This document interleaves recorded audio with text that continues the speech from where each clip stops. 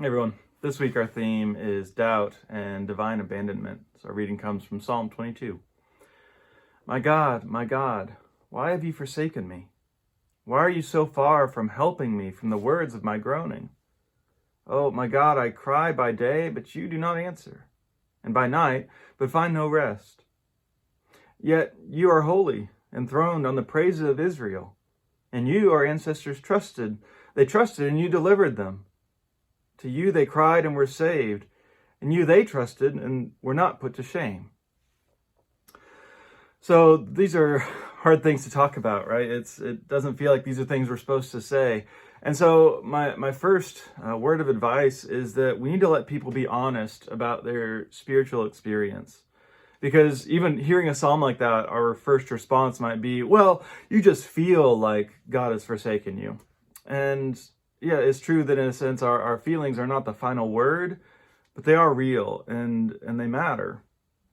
And if you think the biblical response to words like this is don't question God, well, you're not actually reading your Bible. Faithful people do it all the time. And then even if we do allow people to ask God the why question, well, then we have to resist the impulse to answer on God's behalf. Right? We've probably heard a lot of these answers, though. Well, God's just testing you. God's doing this so that you'll learn something from it, or God's punishing you because of your sin. You know, it reminds me of the problem of Job's friends. And, in the book of Job, after he goes through all this suffering, his friends come along, and they just have an answer, right? Because they can't accept that suffering is just happening. There has to be a reason for it, right? Everything happens for a reason is another one of those things that we should just stop saying. While it may not answer the why question, this psalm does at least encourage us to consider what God's done in the past. Although even then it begs the question, well, if you help them, why aren't you helping me? And I don't have a perfect answer to this either. In these moments of doubt, we can at least have a sense of solidarity.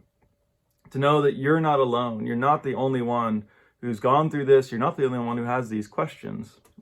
I guarantee I've probably asked a lot of them too already. Again, we even find ourselves in solidarity with Christ, who famously asked these exact words, "Why have you forsaken me?" from the cross. And again, don't rush to the answer for why Christ experienced the cross.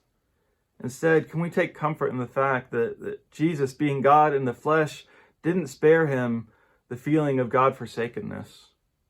He fully shared our humanity, and that is part of the human experience. As someone whose faith often seems like it's up and down, I'm thankful that maybe Jesus understands where I'm coming from.